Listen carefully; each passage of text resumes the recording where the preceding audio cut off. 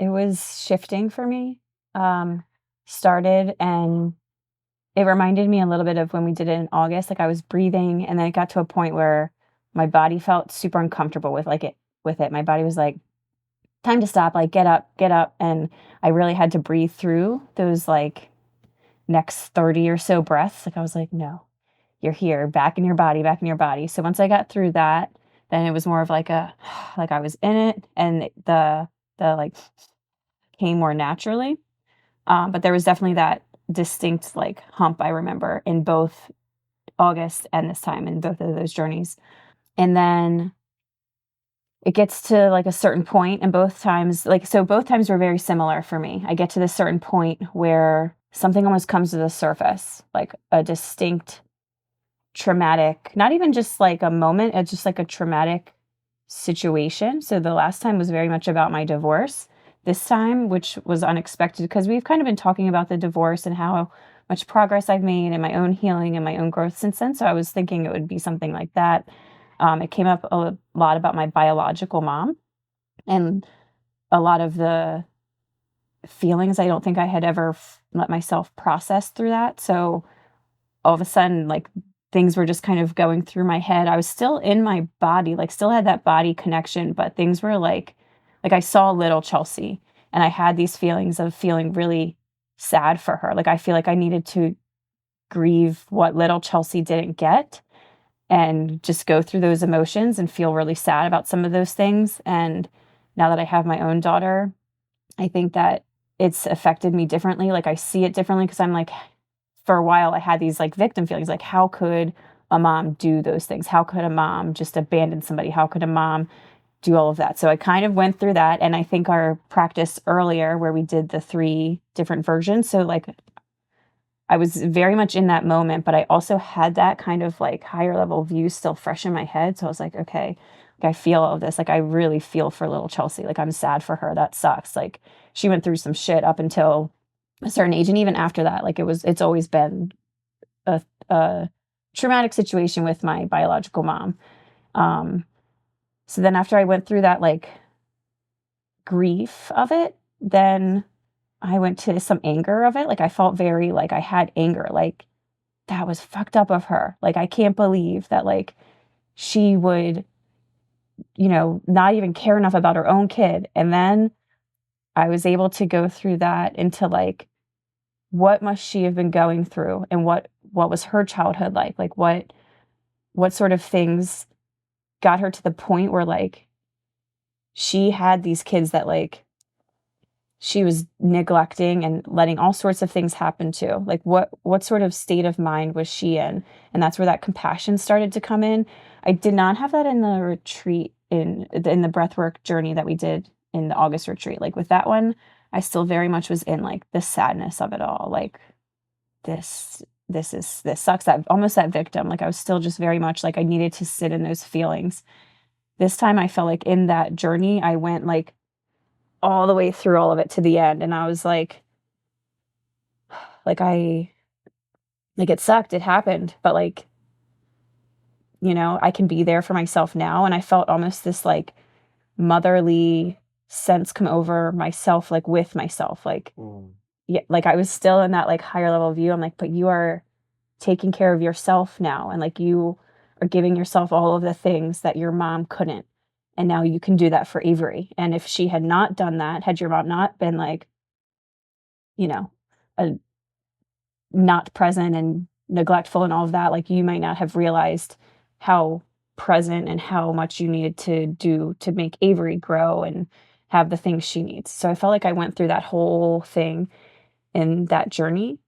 And then through it, like, there were also a lot of body sensations, like my hands were getting tingly. Um, at one point, like, some of my skin started to feel like hot, like almost like somebody was like putting a fire, like a flame really close. At one point, like, I started to go out of it and I was like, do they have a candle close to me? Then I was like, get back in your body. Like, it's just like, and then, and then just like, I felt after that with the music too, it was very guiding in a way where it wasn't invasive, but it was enough to, like, guide me through the journey where then, like, I got to that point, and I then very much felt like, "Okay, now you're empowered, like, you see all these things, now you can, like, take action on it." So for me, it felt like a complete journey, whereas the first time I did it, I think I made progress for sure, and it was helpful, but I wasn't able to get to this, like, empowering, like, you have so much power in what you've been through that you can now give back to Avery or to other kids, like, potentially that's why I've always liked working with kids, like, because I want them to have somebody that's there for them, regardless of what they were born into. The biggest shift for me during this retreat has been reconnecting with myself, my body, my inner child, and realizing the power that being human has. It's easy to fall into that victim mindset and forget how powerful we really are, and that, like, part of the human experience is going through trauma and what we choose to do with that trauma. I feel empowered is really the word that's coming to mind right now. Like, I feel empowered to take the things that I had looked at myself as a victim on, or would stew in the pain of for so long, and just be like, well, this is what it is. And, like, that happened to me. So that makes it super challenging. Like, yes, it does, but I can also use that as fuel. So I feel like right now I'm in a position where I see it differently, from a sense of, like, this is fuel instead of like a negative thing. I'm like, no, that is my fuel to push me to what I'm meant to do. And I have been kind of seeking that purpose. Like, once I had that general awakening of consciousness back in August, since then I've been like, what is my purpose? Like, what am I supposed to do? Like, I am becoming more alive and more awake. And I feel like this retreat, like, really helped me connect with that inner version of myself, or who I came here to be, and see those past experiences as the things to, like, help me excel versus hinder me, which I think I've always viewed them as, like, things I'm either ashamed of, or, things I don't want to talk about. Instead, it's like, okay, I don't have to necessarily talk about them, but I can view them. I can change the story in my head to be like, because that happened, that's why this is really important to me. And this is why I'm passionate about these things. Like, things I've maybe been drawn to, like teaching or helping kids, working with kids, things I've been drawn to, but never really connected the purpose as to why. And doing that has been really powerful. And, like, okay, so use that, like, keep going with that. And, like, potentially that's why those things happened. I do believe, like, things happen for a reason. And I know that's, like, a cliche saying, but I do genuinely believe that the universe, God, whatever, has things happen for a reason. And as long as you're aware and awake to it. And then this retreat for me has been the thing that kind of kicked it into, like, okay, so now now now do. For me, the retreat's the most helpful thing is seeing in real life and in its full authenticity what is possible, and that these things that you are teaching us through the group coaching or in the courses is very accessible and reasonable and logical. Like, when I come, I'm like, oh yeah, like, I can totally take these things home and apply them to my own life. It reminds me that it's possible to do this, honestly, like, have nourishing food in a mindful way, have time to connect with your body and movement and breath, and have time to do the sauna or go for a hike or to the hot springs. And then for me, it feels like, obviously, I need to still work and have other obligations, but I feel like if I actually prioritize this kind of lifestyle and make this my environment, then I'm more honed in, because my nervous system is, my temperatures, my thermometers at a different place when I go to work. I'm not, like, already like this, which means I'm not going to perform as well anyway. Amazing. Everything tasted, like, out of this world, like, better than any restaurant I would go to, and then I don't feel like shit afterwards. So that's obviously another huge perk. But I also really enjoyed being able to learn, like, some of the ways she was cooking and her different methods behind it. Like, oh, well, this kind of has this taste or this texture, so this is what I'm thinking. Even some of the meal prep type stuff, like learning about the bone broth and things like that, that again, makes it feel very accessible. I'm way more calm, and I am definitely coming from a place of responding versus reacting. Before working with you in August, I was in constant fight, flight, or freeze, and I wasn't fully aware. Like, I knew, like, I was stressed and something felt off, and my days just felt like I would wake up and be like, here we go again, another day. Or I would just totally shut down. And in that shutdown is when I would drink, or I would watch, 5 hours of Netflix, like just binging some show. This is a good way to not deal with anything. So since working with you the past 8 months, like, I'm able to actually feel. And with that came feeling some pain and other things. But in order to feel the joy, I had to feel the pain and other things. But I also learned how to utilize my breath and other tools to actually process through it. And there was like a magical awakening that happened where I'm like, oh, like, life is magical and I am the creator. Like, I have so much choice in what I choose. And then I started to kind of go back through all of the things that I was like, I'm choosing this, like, whether it's subconscious or not, like, I'm choosing some of this and I have the power to change it. And I always think of that quote, what you're not changing, you're choosing.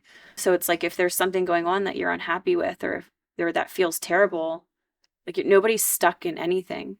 Everyone has the power to change it, whether it's small changes, like that you change the direction of the ship even slightly, and like you end up in a totally different spot. So for me, it's felt like that. Like, looking back at my progress over the 8 months, I'm like, oh, each time I've made a small little movement, and it's like totally changed the path I was on. And sometimes I can be hard on myself. Like, I get back into old patterns of thinking, and I'm like, oh, like, but I could be doing all these things, but like knowing where I want to go. But then I reframe and look at how much progress I've made since then. And I think of Avery being like, you're just totally different. You're, pre-breath trip and you're post-breath trip, and you're calm, and I'm like a different person, honestly, is really what it comes down to. Is I feel like a different person to myself and to others, obviously. And I feel like my child is going to be the first person front and center who sees it all. And she's enjoyed the things like our home cooked meals now. Like, we have that time to connect over it, and she's enjoyed watching me grow. And I think through her watching my own healing and growth, that allows her to see what is possible and how powerful we really are as humans. A lot of the people that I had been surrounding myself with, whether it was in person or even just, via messages and stuff, they have kind of fallen away. There's not bad blood or anything there, but I was more aware of my energy around them and how it either drained me or how it shifted how I felt. And I also became more aware of their mindset and where they were at. And if I, you know, kind of showed some of my own growth to see their reaction, is most of them, it was a reaction. It just made me realize that as much as I love them, being around them like that or surrounding them in my close environment was hindering my own growth.